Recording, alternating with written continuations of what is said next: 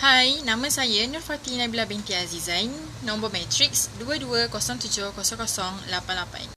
Pengenalan bagi Kementerian Sumber Manusia ditubuhkan untuk membangunkan sumber tenaga kerja yang kompetitif dan keadilan sosial dalam kalangan pekerja di Malaysia.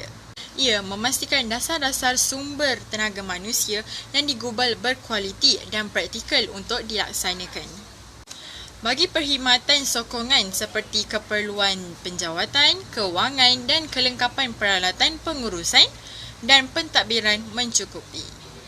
Kementerian Sumber Manusia juga atau singkatannya KSM adalah kementerian yang bertanggungjawab kepada pembangunan kemahiran, pekerjaan, keselamatan dan kesihatan pekerjaan dan juga kesatuan sekerja, perhubungan perusahaan, maklumat dan analisis, pasaran buruh dan keselamatan sosial. Pengurusan tertinggi terbahagi kepada 6 negeri, iaitu Kuala Lumpur, Johor, Pening, Perak, Sabah dan Sarawak. Mahkamah Perusahaan Malaysia di Kuala Lumpur terdapat 2 orang, iaitu YA Puan Indra Nehru Savandiah, jawatan yang dipegang yang dipertua. Seterusnya, Encik Rosli Sabarudin bin Ab, jawatan yang dipegang pendaftar. Mahkamah Perusahaan Malaysia Johor terdapat 2 orang. Yang pertama, YA Puan Azwarnida binti Afandi, jawatannya pengerusi. Seterusnya, Puan Nurhalina binti Harun, jawatannya penolong pendaftar. Mahkamah Perusahaan Malaysia Pening terdapat 2 orang juga, iaitu YA Puan Suraya binti Mustafa Kamal, jawatannya pengerusi.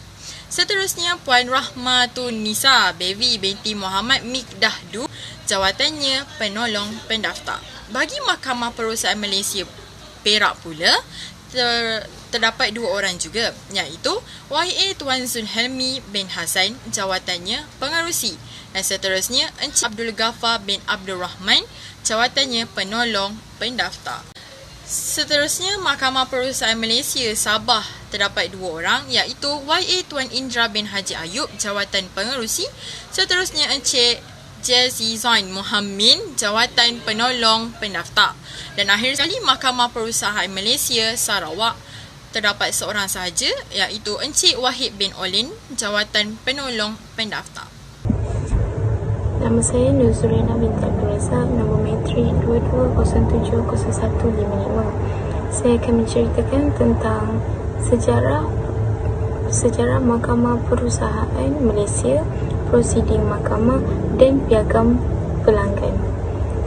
Mengikut rekod Mahkamah Perusahaan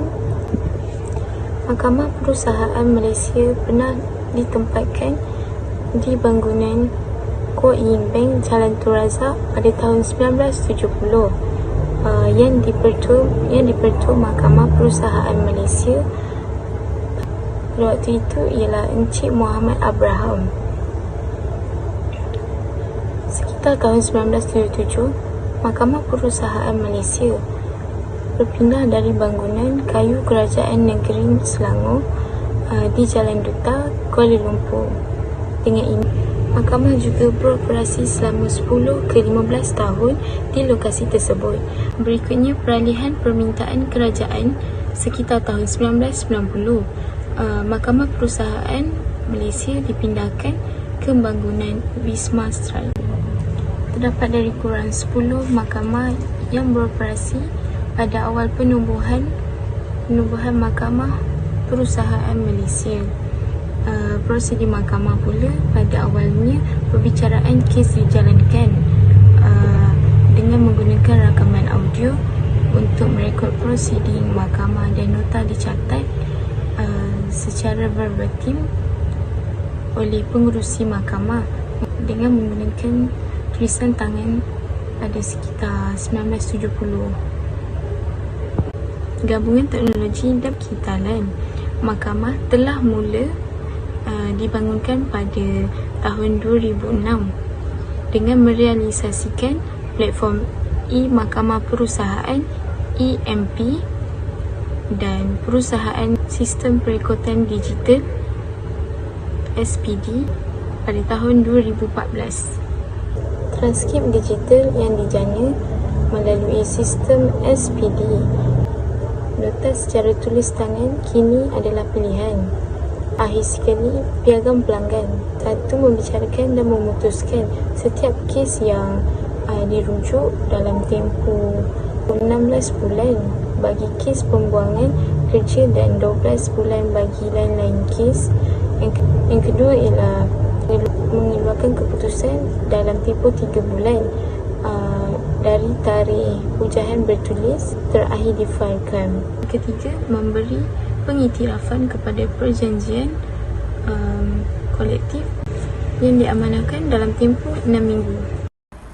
Assalamualaikum, saya Nura Betul Adawiyah binti Faisal dari pengurusan DPSM nombor matrik 2207015777. Ini merupakan carta organisasi yang terdapat dalam Mahkamah Perusahaan. Carta yang tertinggi adalah yang diketuai oleh Yang di-Pertua. Kedua, pengurusi Mahkamah 1 yang terdapat di Kuala Lumpur, Sarawak, Sabah, Pulau Pinang, Perak, Johor. Kuala Lumpur mempunyai 22 pengurusi, Sarawak mempunyai penolong pendaftar S44, Sabah mempunyai penolong pendaftar, Pulau Pinang mempunyai Mahkamah Pengurusi 19, penolong pendaftar S44, Perak mempunyai Mahkamah 10 iaitu penolong pendaftar. Akhir sekali Johor, Mahkamah Pengurusi yang terdapat jadi penolong pendaftar.